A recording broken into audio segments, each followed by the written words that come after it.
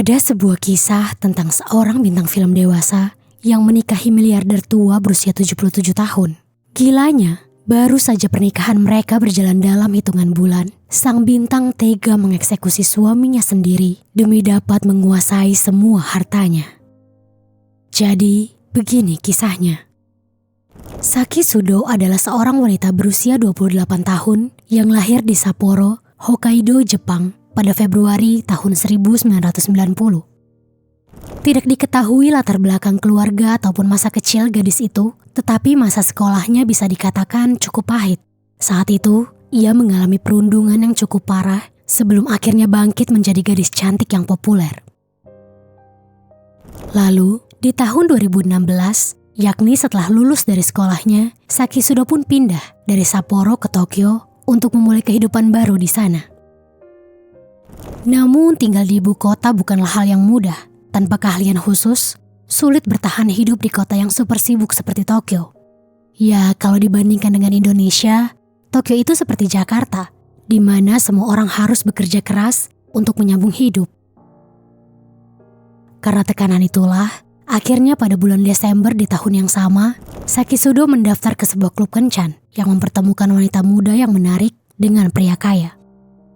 Klub itu memang cukup populer di kalangan wanita-wanita muda Jepang kala itu, karena menjanjikan hubungan berdasarkan papakatsu atau sebuah istilah yang berarti pria membayar seorang wanita untuk teman bermalam. Saki cukup yakin dengan kecantikan yang dimilikinya, ia bisa mendapatkan cukup uang dari klub tersebut. Dan benar saja, setelah mendaftar, Saki langsung menempati peringkat teratas dan segera menjadi rebutan para pria kaya. Sukses berkarir di klub kencan, Saki pun memperluas lini karirnya dengan bergabung dalam industri film dewasa label G Area pada Januari tahun 2018. Di sana, ia tampil dengan nama panggung Yurika Otaki dan sudah berperan dalam setidaknya 4 judul film yang diproduksi oleh label itu. Di lain sisi, ada seorang konglomerat berusia 77 tahun bernama Kosuke Nozaki yang lahir pada tahun 1941 di Wakayama. Gelar konglomerat bukanlah gelar yang serta-merta Kosuke dapatkan sejak kecil. Awalnya, keluarganya hanyalah keluarga kelas menengah pemilik toko minuman keras biasa. Dan Kosuke pun bukanlah seorang pewaris tunggal, karena ia memiliki 7 saudara kandung di keluarganya. Di masa sekolahnya pun Kosuke bukanlah siswa teladan. Ia tidak begitu tertarik pada bidang akademis sehingga nilai-nilainya pun sangat buruk saat itu.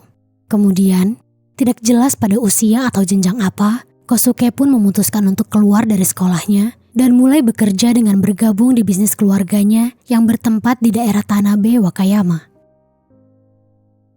Saat bekerja, Kosuke pun menyadari bahwa dirinya sangat menyukai pekerjaannya dan di sanalah dia menemukan bakatnya dalam berbisnis. Melihat potensi yang dimiliki putra mereka, orang tua Kosuke yang tidak diketahui identitasnya pun perlahan-lahan mulai mempercayakan bisnis itu kepadanya. Dan tanpa disangka-sangka, toko minuman keras mereka ternyata sangat berkembang di tangan Kosuke. Sejak saat itulah, Kosuke pun mulai menjadi putra kebanggaan ayah dan ibunya. Dan singkat cerita, ketika orang tuanya meninggal dunia, Kosuke pun berhasil menjadi pewaris utama yang berhak melanjutkan bisnis keluarga. Setelah sukses memajukan bisnis minuman keras milik keluarganya, Kosuke pun mengambil langkah berani dengan melebarkan gurita bisnisnya ke bidang jual beli besi tua dan real estate. Kala itu, ia bahkan sampai mengambil pinjaman untuk mewujudkan ekspansi bisnisnya itu. Mulanya bisnisnya itu tidak berhasil meraup keuntungan seperti yang ia harapkan, bahkan cenderung rugi karena hasil yang ia dapatkan tidak mampu menutupi hutang-hutangnya. Untungnya Kosuke tidak mudah menyerah. Ia adalah seorang pengusaha yang ulet dan konsisten. Sehingga di satu titik, bisnis real estate-nya pun akhirnya berhasil berkembang pesat dan menempatkan Kosuke di strata sosial baru, yakni sebagai seorang konglomerat yang berpengaruh. Adapun kekayaannya saat itu bahkan telah mencapai sebesar 1,3 miliar yen atau sekitar 138,4 miliar dalam rupiah. Namun, saat itu seiring dengan kejayaannya, kontroversi pun turut mewarnai perjalanan karir Kosuke. Beberapa sumber berita menyebutkan, pria itu telah memanipulasi mitra bisnis dan teman-temannya dengan kesepakatan palsu hingga mereka semua mengalami kerugian. Selain itu, Kosuke juga pernah diadili karena kasus penghindaran pajak. Dan karena segala kontroversinya itu, hidup Kosuke pun selalu dibayang-bayangi bahaya. Suatu ketika, pria itu bahkan pernah hampir ditikam oleh salah seorang kenalan yang merupakan lawan bisnisnya. Di samping segala harta dan kontroversi yang meliputinya itu, diketahui Kosuke juga sangat menyukai wanita, sehingga dirinya seringkali dijuluki Don Juan dari Jepang. Don Juan sendiri adalah nama tokoh fiksi legendaris dari Spanyol yang terkenal memiliki banyak wanita. Karenanya, Kosuke pun sangat menyukai julukan yang tersemat padanya itu. Sehingga pada tahun 2016, pria itu bahkan menerbitkan sebuah buku autobiografi yang berjudul Don Juan of Kinshu, The Man Who Gave 3 Billion Yen to 4,000 Beautiful Women, atau yang artinya Don Juan dari Kinshu, lelaki yang memberikan 3 miliar yen kepada 4.000 wanita cantik. Dan untuk menyoroti betapa tergila-gilanya pria itu kepada makhluk bernama wanita, di sampul bukunya Kosuke pun menuliskan bahwa satu-satunya alasannya mencari uang hanyalah agar dirinya dapat mengencani wanita cantik. Di sana, Kosuke juga menulis bahwa dirinya tidak begitu tertarik pada mobil ataupun rumah, dan satu-satunya hal yang dapat mengguncang kehidupannya hanyalah seorang wanita. Sebenarnya, sebelum merilis buku tersebut, Kosuke telah menikah 2 kali dengan wanita yang tidak pernah disebutkan identitasnya di media. Namun, kedua pernikahannya itu telah kandas, berakhir dengan perceraian. Pada suatu hari, Kosuke mulai merasa lelah dengan pencariannya akan wanita. Dan di masa tuanya, ia ingin segera menemukan pelabuhan hatinya. Tak lama, keinginannya itu pun terjawab ketika di suatu waktu, dirinya melihat seorang wanita cantik di Bandara Haneda di Tokyo yang membuatnya langsung jatuh hati sejak pandangan pertama. Dan wanita itu adalah Saki Sudo. Pertemuan pertama Kosuke dan Saki sangatlah dramatis, bak sepotong adegan di sebuah film romansa. Saat itu, di Bandara Haneda pada musim gugur tahun 2017, Kosuke yang telah terpincut dengan pesona Saki membuat sebuah rekayasa demi menarik perhatian gadis itu. Ia memainkan peran sebagai orang tua yang lemah dan berpura-pura terjatuh di depan gadis itu. Saki yang melihat orang tua jatuh tepat di depannya tentu mau tidak mau membantu Kosuke untuk berdiri. Dan dari sanalah Kosuke mulai melancarkan rayuannya. Untuk berterima kasih, Kosuke mengajak Saki untuk makan malam di sebuah restoran. Setelahnya, entah rayuan macam apa lagi yang dilontarkan Kosuke kepada Saki, namun pertemuan keduanya tidak langsung berakhir di malam itu, tapi juga berlanjut di malam-malam berikutnya. Adapun motif Saki selalu menerima ajakan Kosuke sudah jelas demi materi. Wanita itu langsung menyadari bahwa Kosuke bukanlah orang biasa sejak pertama kali pria itu memilih restoran untuk mereka makan malam. Saki bukan sekali 2 kali memikat lelaki demi harta, sehingga Kosuke pun dengan mudah ikut masuk ke dalam perangkapnya.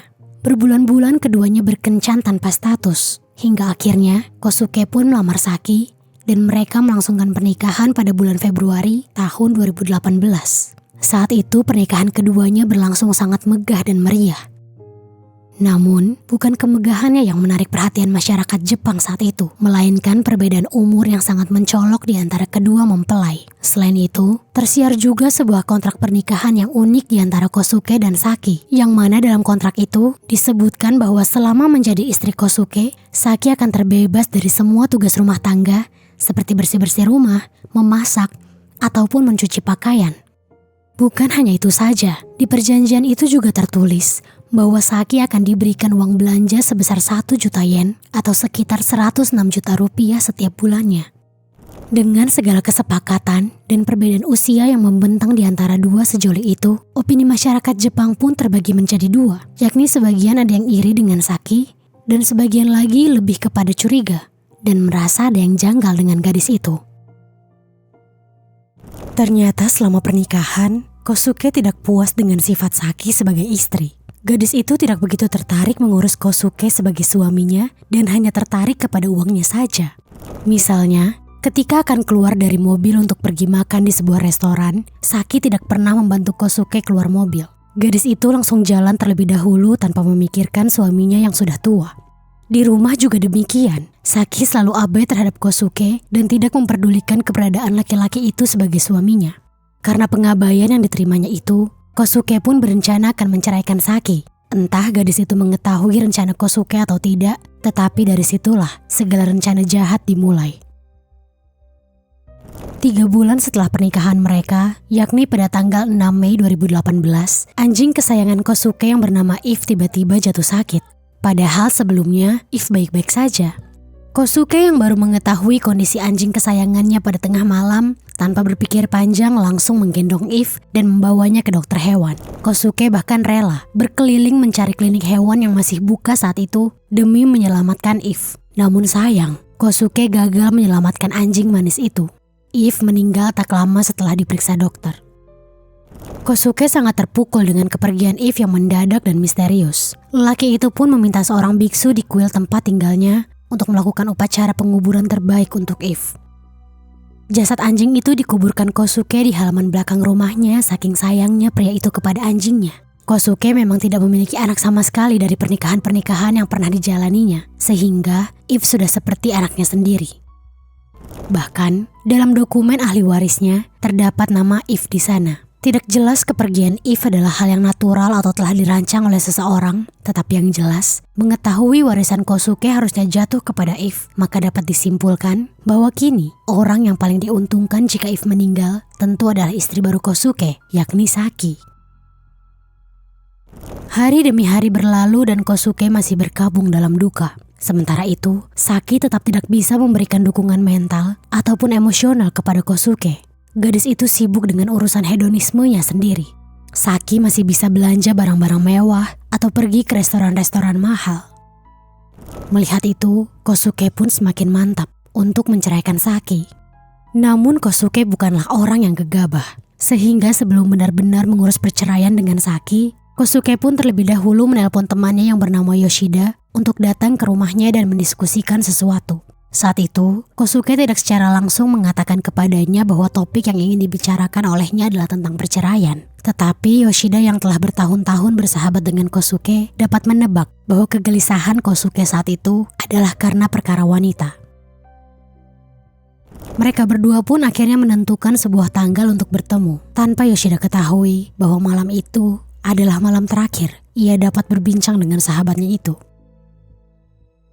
Keesokan harinya, yakni pada tanggal 24 Mei 2018, di rumah hanya ada Kosuke, Saki, dan seorang asisten rumah tangga yang bernama Junyo Kinoshita. Setelah menghidangkan makan malam untuk para majikannya, Junyo izin pergi keluar rumah entah kemana tujuannya. Sehingga saat ini, di rumah hanya tinggal Saki dan Kosuke saja. Saki pun segera menggunakan kesempatan itu untuk melancarkan semua rencana jahat yang telah disusunnya selama ini. Saki pergi ke dapur untuk menyediakan sebuah minuman untuk Kosuke. Namun, minuman itu tentu saja bukan minuman biasa. Saki telah mencampur minuman itu dengan obat perangsang atau stimulan yang bernama Kakuseizai. Saat menaburkan obat itu, tangan Saki sempat bergetar sehingga banyak butiran obat yang jatuh ke lantai. Karena takut aksinya ketahuan, Saki pun mengambil sebuah vakum lantai untuk membersihkan lantai yang terkena tumpahan taburan obat stimulan itu. Setelahnya, baru ia membawa minuman maut yang telah dibuatnya untuk Kosuke ke kamar mereka yang berada di lantai atas. Dan setelah menyajikan minumannya itu kepada Kosuke, Saki pun keluar dari kamar tersebut dan pergi ke ruang keluarga untuk menonton televisi. Tak lama setelahnya, Junyo kembali ke rumah dan menemani Saki menonton televisi. Saat mereka berdua tengah asik menonton televisi, tiba-tiba terdengar suara berisik dari lantai atas. Saat itu, Junyo sempat bertanya seperti ini kepada Saki. Itu di atas kok berisik ya, Bu? Bapak nggak apa-apa? Saya periksa sebentar dulu ya, Bu? Ujarnya. Namun, saat itu Saki malah menjawab seperti ini. Nggak apa-apa itu. Udah sini aja kamu nonton TV temenin saya. Paling lagi kesal sendiri tuh si Bapak. Kan anjing kesayangannya itu baru meninggal. Balas Saki. Mendengar ucapan istri dari majikannya itu, Junyo pun menurut. Meski sebenarnya ia merasa khawatir juga. Waktu terus berjalan hingga menunjukkan pukul 10 malam. Dan Kosuke tidak kunjung keluar kamar. Bahkan, lelaki tua itu juga tidak turun untuk makan malam. Junyo yang sangat khawatir dengan keadaan majikannya pun memutuskan untuk langsung memeriksanya ke kamar. Dan betapa terkejutnya ia ketika menemukan Kosuke telah terbujur kaku tidak berdaya di lantai kamarnya. Junyo pun segera menelpon ambulans saat itu juga. Namun sayangnya, Ketika sampai di rumah sakit, dokter langsung menyatakan bahwa nyawa lelaki itu sudah tidak bisa diselamatkan lagi. Dan dari hasil otopsinya, dinyatakan bahwa Kosuke meninggal dunia karena kelebihan dosis setelah mengkonsumsi stimulan atau obat perangsang. Berita meninggalnya Kosuke pun langsung menjadi trending topik seantero Jepang. Berbagai konspirasi pun bertebaran di sosial media. Ada yang mengatakan bahwa lelaki itu mengeksekusi dirinya sendiri karena terlalu berduka setelah anjingnya meninggal. Dan ada juga yang curiga bahwa Kosuke sengaja diracun oleh orang terdekatnya. Setelah hasil otopsi keluar, polisi langsung datang ke rumah Kosuke dan memeriksa CCTV di rumah itu. Dan rekaman CCTV menunjukkan bahwa tidak ada tanda-tanda orang yang masuk ke dalam rumah selain sang asisten rumah tangga bernama Junyo Kinoshita, Saki, dan Kosuke sendiri. Pihak kepolisian merasa ada yang janggal dari meninggalnya konglomerat itu. Terlebih, jarak meninggalnya sangat dekat dengan kepergian anjing sekaligus ahli warisnya. Sementara itu, fakta bahwa obat yang merenggut nyawa Kosuke adalah stimulan juga merupakan sesuatu yang sangat mencurigakan. Mengingat dalam autobiografinya, lelaki itu mengatakan bahwa seumur hidupnya, ia tidak pernah merokok ataupun menggunakan stimulan. Dan hal itu dapat dibuktikan dengan pemeriksaan DNA rambut dan kukunya, di mana zat itu tidak ditemukan di sana. Selain itu, Kosuke juga dikenal sebagai orang yang sangat berhati-hati dengan kesehatannya, karena ia pernah menderita infark serebral atau stroke ringan di masa lalu. Dengan begitu, meninggal dengan cara yang konyol seperti itu seharusnya tidak pernah ada di pikiran lelaki tua itu. Selain itu, pihak penyidik juga memeriksa botol alkohol kosong yang ada di rumah itu, tetapi tidak menemukan jejak stimulan di sana. Saat itu, kecurigaan polisi tentu jatuh kepada dua orang yang ada di rumah tersebut bersama Kosuke, yakni Junyo Kinoshita dan Saki Sudo. Namun mereka juga tidak memiliki cukup bukti yang kuat untuk menuduh dua orang itu. Alibi Junyo, ia tidak berada di rumah saat itu. Sementara Saki mengaku bahwa selama jam 4 sampai jam 6, ia tidak berada di lantai atas. Meski pencarian mereka hampir seperti jalan buntu, pihak kepolisian tidak menyerah. Mereka yakin bahwa ada sesuatu yang tidak beres di sana. Sementara itu, jasad Kosuke tetap harus segera dimakamkan. Dan saat pemakaman, reaksi Saki mengundang banyak perdebatan. Saat itu, dibanding sedih, sikap wanita itu justru terlihat sangat santai dan sering bermain ponsel. Saki memang sempat berpura-pura menangis, tetapi siapapun tahu bahwa tidak ada ekspresi duka dari wajah gadis itu. Sikapnya itu pun membuat banyak wartawan mewawancarainya dan menanyakan apa tujuannya menikahi Kosuke dan apa benar bahwa tujuannya hanya untuk harta saja. Mendengar pernyataan tendensius seperti itu, Saki pun tersinggung. Ia pun marah dan menjawab, "Aduh, apa sih ini pertanyaannya? Lagian saya nih istrinya. Ya saya berhak dong dapat setengah warisannya. Gitu aja ditanya." Begitu jawabnya. Penyelidikan akan kematian konglomerat bernama Kosuke Nozaki mandat selama bertahun-tahun. Hingga akhirnya, di tahun 2021, tim penyelidik menemukan aplikasi health di iPhone milik Saki yang menunjukkan aktivitas menaiki tangga di tanggal Kosuke meninggal dunia. Namun Saki tetap menyanggah bahwa dia tidak naik tangga di jam 4 sampai 6 sore saat itu. Tim forensik pun baru mengumumkan bahwa ketika penggeledahan di rumah Kosuke, mereka menemukan jejak obat-obatan terkait di penyedot debu dan di lantai dapur. Akhirnya setelah sekian lama, kasus ini pun menemukan titik terang. Dan setelah segala bukti dikumpulkan, Saki pun akhirnya ditangkap di sebuah apartemen di Tokyo atas dugaan pengeksekusian dan pelanggaran undang-undang kontrol stimulan. Gadis itu kemudian digelandang ke Bandara Nanki Shirama sebelum dibawa ke kantor polisi Tanabe. Dan saat dilakukan penyelidikan terhadap profilnya, polisi pun mendapatkan sebuah fakta bahwa Saki pernah melakukan penipuan sebesar 60 juta yen atau sekitar 6,3 miliar rupiah kepada orang lanjut usia di Sapporo. Akhirnya, Saki pun ditahan di pusat penahanan Moronichi di kota Wakayama. Namun proses hukum masih berlangsung hingga hari ini, sehingga belum diketahui pasti hukuman apa yang akan diberikan kepada Saki. Namun, jika semua tindakannya terbukti, Saki mungkin akan dikenakan pidana hukuman eksekusi yang merujuk pada KUHP Jepang tentang kejahatan terhadap penghilangan nyawa.